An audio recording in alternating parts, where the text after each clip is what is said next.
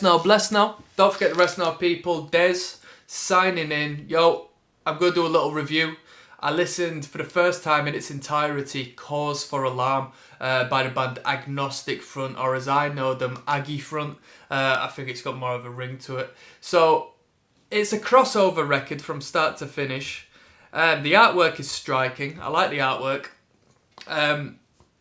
The band is a band I've not necessarily ever fallen in love with through the inklings of, audio I've heard from them and the live performances I've seen and so forth. I know they are the OGs and they're to be respected most definitely in regards to that.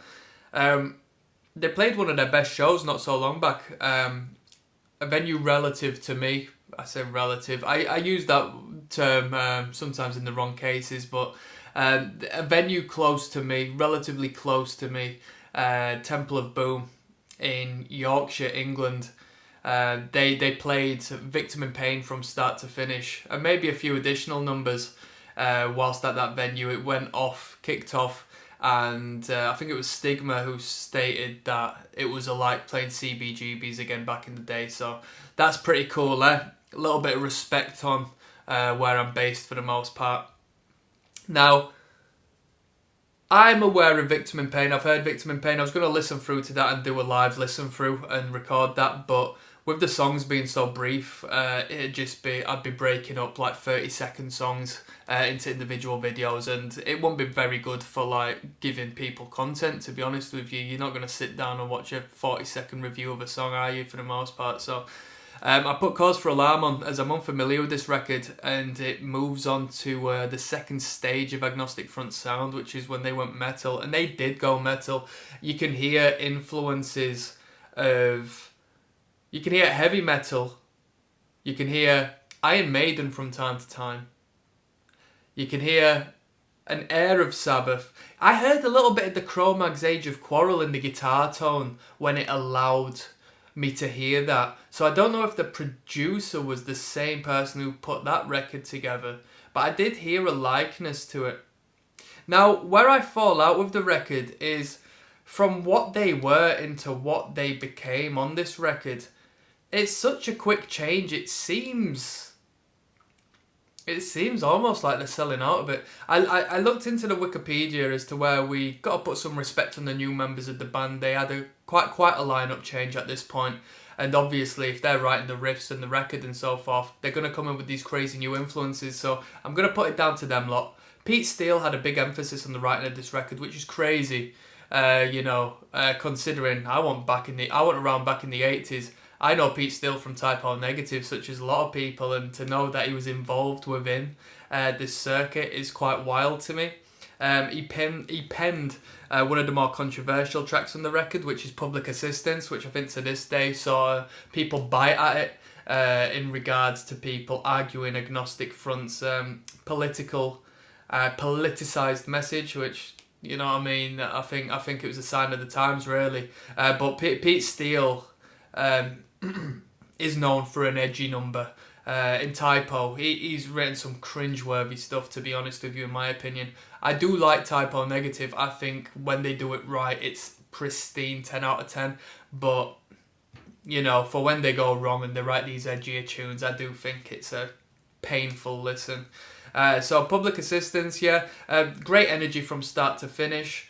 I referenced at the start of listening to the record that I like crossover, but I like when metal bands go into crossover as opposed to punk bands going into crossover, because I think metal bands bring the instrumental capabilities, what fulfills the criteria needed to be good thrash, whereas the punk bands come in and just sort of bring this jarring, unnerving, fall apart any second element. And I like to hear some tightness. I'd rather hear tight bands playing tight riffs, tight drumming. Guitar solos I can give and take, but I would prefer that.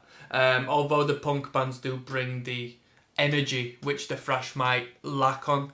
But here we go as an example of a punk band going into the metal circuit, and obviously can do a really good job because it's packed full of great guitar work. But the riffs seem a little bit uninspired. A little bit like what I heard with DRI when I listened to their earlier works and so forth, where I felt, you know what I mean, around them times, you just listen to the best thrash bands of all time, and this pales in comparison. So that essentially is my overview of Agnostic Front's Cause for Alarm.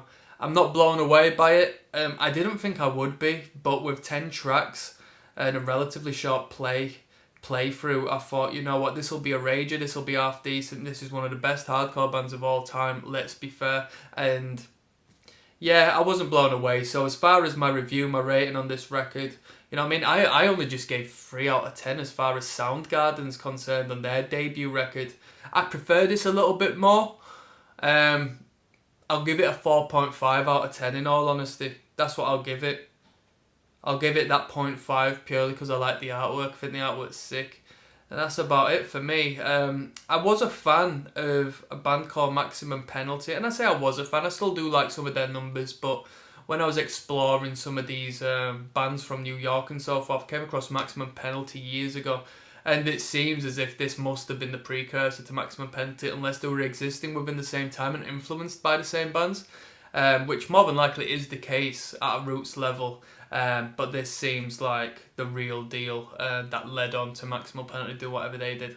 But then again, I only know Maximum Penalty from a collection of their records, which was released in '89. So maybe them songs actually come before, if not the same time, around this record, which was put out in '86. Hey, I'm here to live and learn, people. So if you want me to check out some records and you want to get involved, you know what I mean, subscribe and let's engage. We all like alternate music, right? I'm signing out. Peace.